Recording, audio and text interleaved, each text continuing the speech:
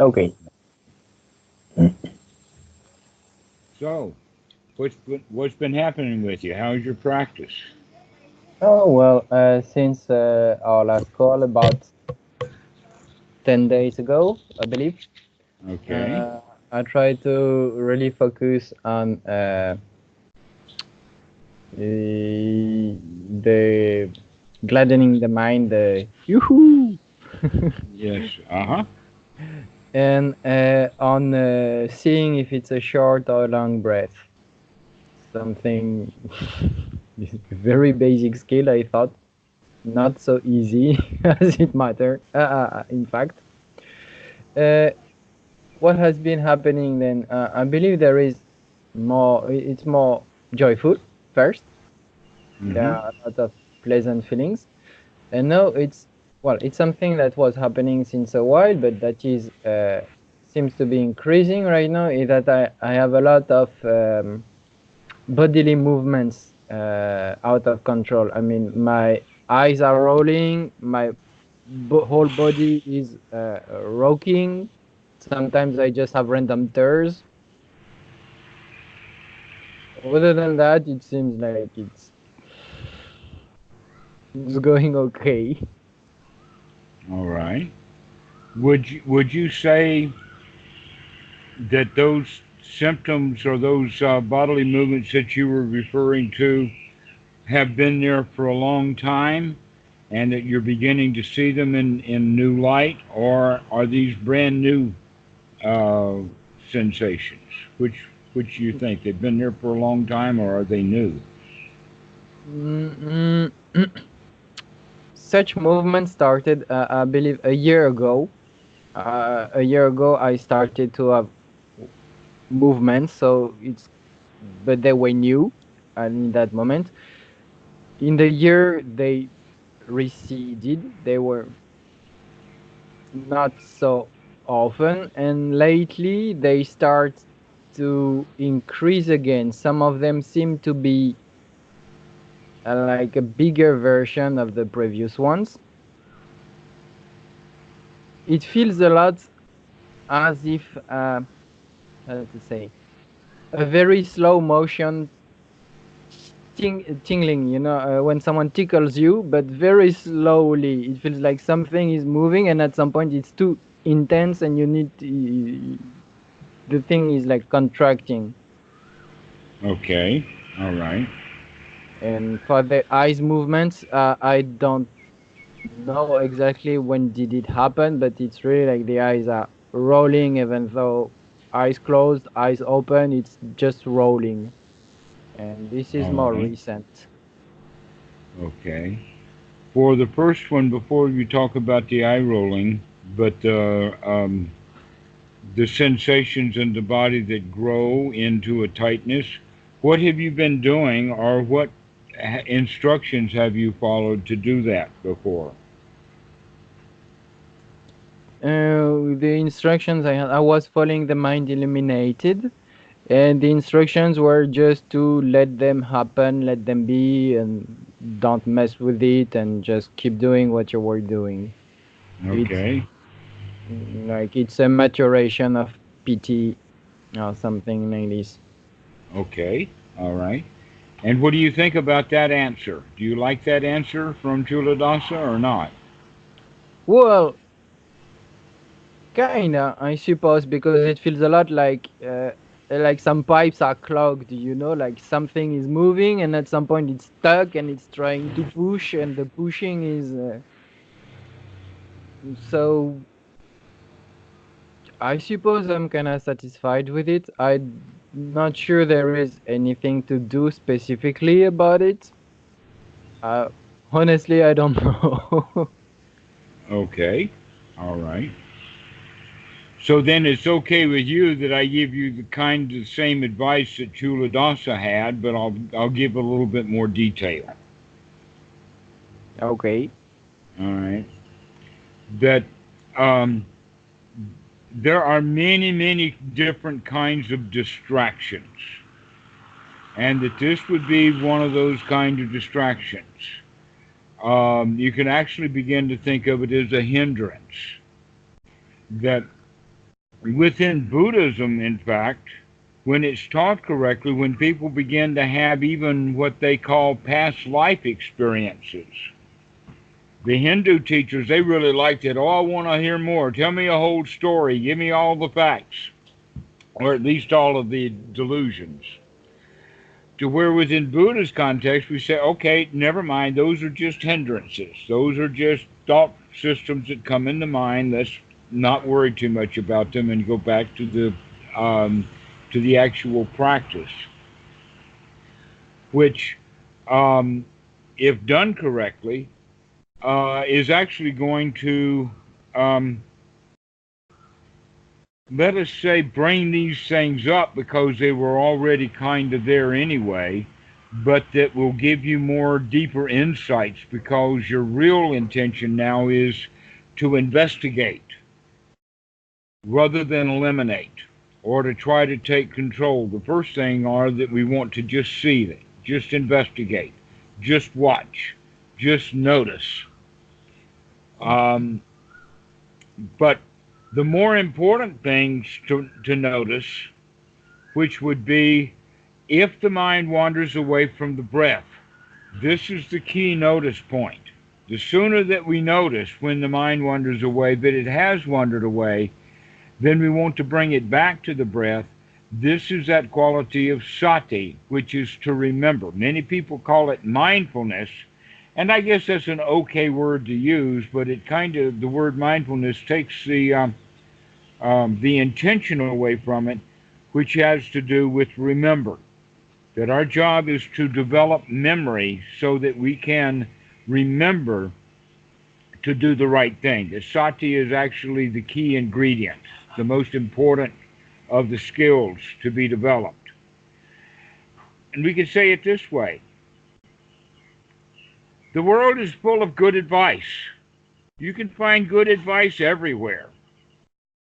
You can find good advice in this religion and that religion. Advice is not the problem.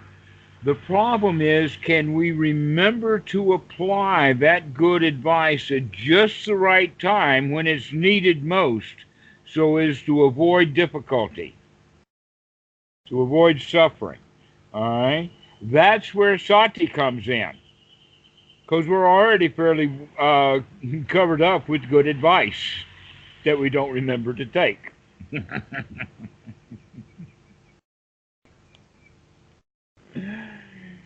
So the advice is not so important now. The main thing that we need to develop is sati, to remember, to keep remembering to come back to this present moment, to have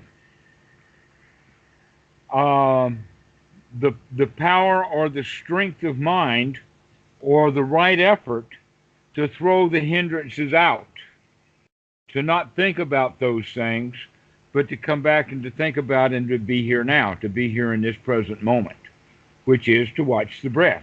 You can't watch last month's breath. Have to watch this one. So that takes us immediately, by watching the breath, takes us immediately into the here now.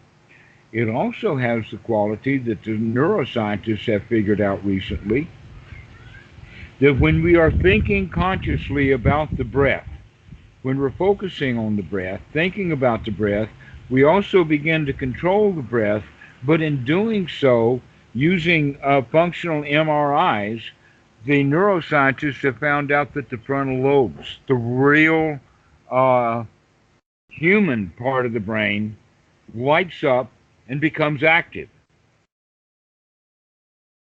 That a lot of energy has become used when we're thinking about the breath.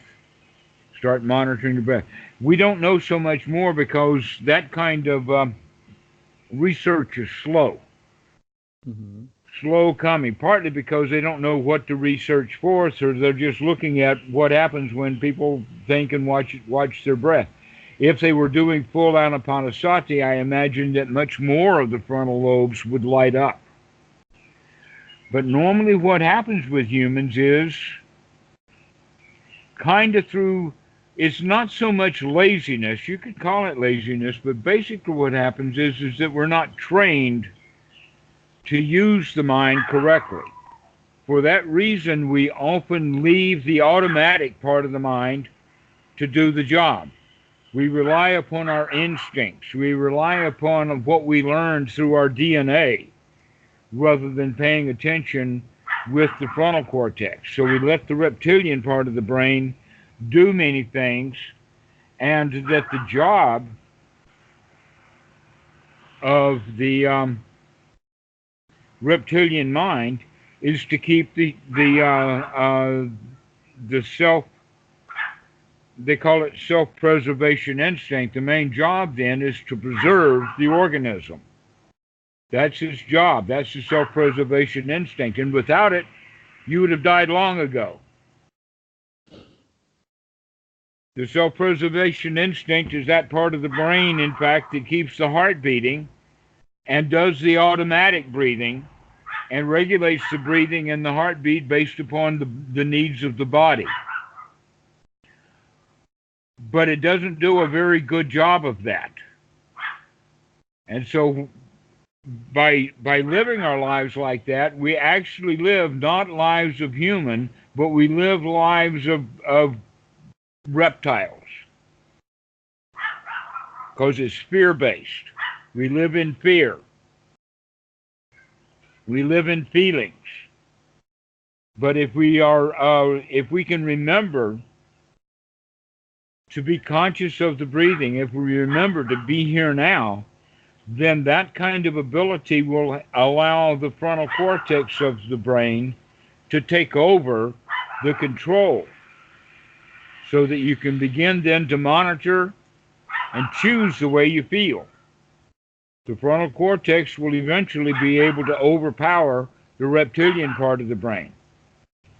So that when the reptilian part of the brain wants to erupt in fear, the frontal cortex can solve that down. Down, boy, no problem.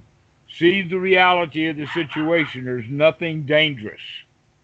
A really good example of that, by the way, is going to a horror movie. I bet you don't go to many of them, but you did when you were a kid. You know what I I mean? still don't go to the movies very often, honestly. All right. So the whole idea of the horror movie is to make people afraid. So they'll play spooky music and have people do things like that, and everybody's on the edge of the seat. But all you have to do is to take a deep breath and recognize I'm in a movie theater. What's on the screen is not real. There is no reason to be afraid. That you've actually allowed yourself to get sucked into the movie. You're a part of the movie now, and that's where all of this fear is coming from. But the reality of the situation is that it's just a movie. It's not real. There is no fear. We're sitting in a movie house, and Dracula is not here, or Frankenstein, or whatever monster that's in the movie. Not here. So that's the kind of way that we begin to realize that, because we play our own movies in our heads. We tell ourselves stories, and then we become upset, afraid, unhappy, to where, in fact, the reality is if we'd realize that, we'd say, wait a minute, I don't have to think about that story. I can come back and be here now and not get caught in that story in the mind, just like people get caught in the story of the movie. This is the important thing, and the way that we do that is with this tool we call sati, to remember, to keep remembering, to come back and be here now, over and over and over again.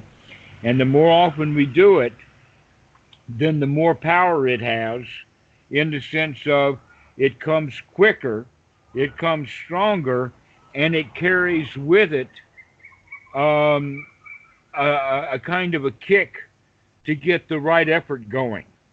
So right mindfulness and right effort work together with right understanding, or right noble right view. They run and circle around each other. What do I mean by right view? Well, the simple right view is you've already decided it's better to watch the breath than it is to let the mind just wander away. So that already we've got enough right view to get started right there. The next one, we remember to watch the breath. After we remember to watch the breath, we have to have the effort, put in the right effort. But the right effort, if it's right effort, throws those hindrances out, throws those movies out, throws those horror movies out, throw those stories out, and we can be here now, enjoy. We can take a deep, oh boy, I'm glad that movie's over. I'm glad I don't have to think about that anymore, at least not right now. So we take joy. The joy is that we can be free from these hindrances, and all we have to do is to remember to be free from them. I see.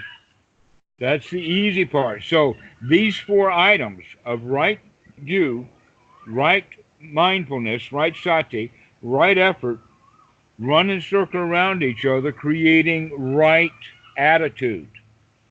And the attitude is the attitude of joy, not suffering. The attitude of being a winner, not a victim. That normally in our stories we tell ourselves we're victims. Just like the people in the horror movie are victims of whatever's horrible. And so we play the story and we play the victim. But when we can come out of that story and be here now, now we're strong. Now we've got the strength of one who has right view. And by having the strength of one who has right view, we can come out of the suffering and we can become joyful. In that sense, wow, look at that. I can see the mind wandering away. That's the change. That's the attitude change. The attitude becomes that of the champion. With great pleasure, we can see what's going on in the mind as opposed to be the victim of an out of control mind. And this is the essence of the whole teaching. Everything springs from being able to do this. I mean, after all, if you can change your mind, no matter how hindered the mind is, then that's enough. Because every time that you ever have a problem in life, it's because the mind has gotten hindered. Throw the hindrance out, be joyful, and you've done it. So all of the hindrances are based upon that same process, that same procedure, over and over and over again. Sati, developed with right noble view, so that as your view becomes more noble, as you understand things at a deeper level, we still apply these same skills to solve the problem. To remember whenever that problem comes up, to grab it. So Yeah. this is the way we practice. And it's really important for me as a teacher to make sure that the students understand that this is a very simple process, but it is not intuitive. Because we actually have to change the way that we feel. We have to change our attitude. We have to put in effort. In the beginning, that effort is sometimes a lot of effort. But as we get used to doing this over and over again, it gets easier and easier and easier. It becomes very skillful. You probably have been practicing long enough now that actually this process of throwing the hindrances out of the mind has become quite easy for you. Yeah, except for a few ones that are kind of sticky, and I still get it's still the same ones I tend to fall into. Most of the it's really like I can see a pattern of, okay, the one I'm getting caught in is that one, and it's the one that, okay, we'll be working on that. I know that for a lot of for a long time, the one that I had the most trouble with, and that is sometimes still troubling me, in that at some point it really feels as if, mostly in the end of the sit, as if sitting is unbearable. I have to stand up. I have to stop now. And this one is I believe, the most sticky one. Usually boredom, impatience, this restlessness is really, Are you really what. saying there's bodily sensations, what you would call pain in the body, that you have to No, stand up? no, that's the amazing part. There is no pain right now. There is absolutely nothing going on. But why do I have to? Like I feel like I have to stand up and stop that. It's like a huge impatience of whenever that thing going to stop those kind of thoughts that are All and this right. is where, like, where is the pain? There is no pain here. What's the problem? I'll tell you what the problem is. In fact, we've got to label it first so that we know what we're talking about and we can define it. And thank you for telling me about this because this is something that we can work on, Hmm. not just in this talk, but in the future, because it's a really, really major, deep problem that they have. And I'm going to label it by calling it restlessness, which means that all of a sudden we have a niggle or a feeling or something, an anxiety, some stress or whatever, with the intense feeling that there's got to be something to be done. I need to do something. Hmm. Okay, that right now is not safe, that there is work to be done. That's what's called restlessness. And it appears early in the practice as a hindrance of the mind when we're in sitting meditation. But it is actually based upon something much deeper, more primal, down at the instinctual level. But it manifests itself in the form of this hindrance, in the sense that we feel that we've got to go do something. Now, normally, this also manifests itself in the body. Some people will feel it right in the solar plexus. So that if it's in the solar plexus and you can feel it there, then one of the things that you can do, the students can do, is to breathe into it, to kind of expand the chest in a way of breaking up that tension. But by also doing that, what we're doing is we're changing the way that the blood is flowing to that area because we're putting a lot of breathing into it.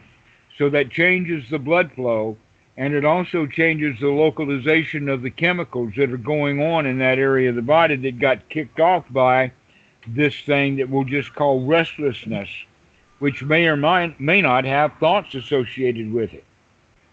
It may just come up all by itself, seemingly.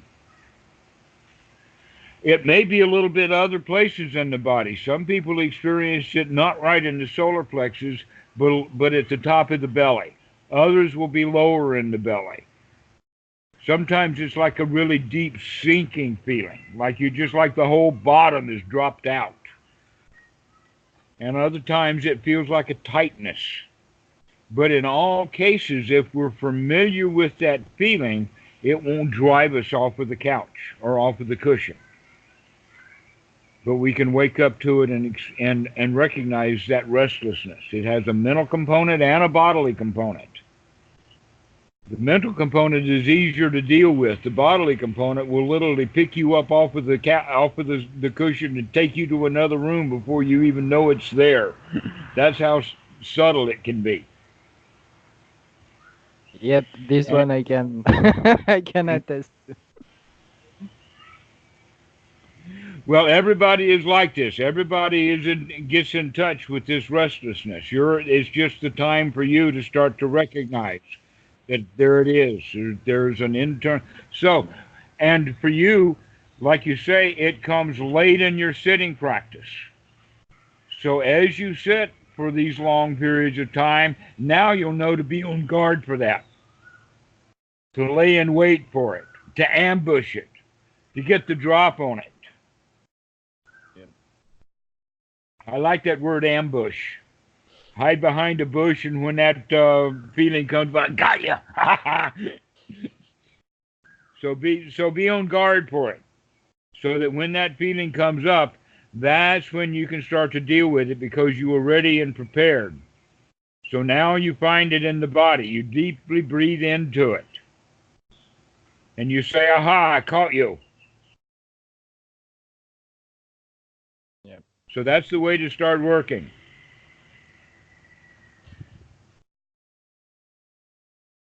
And in fact, this is really not different from if the mind wanders away from the breath, start again.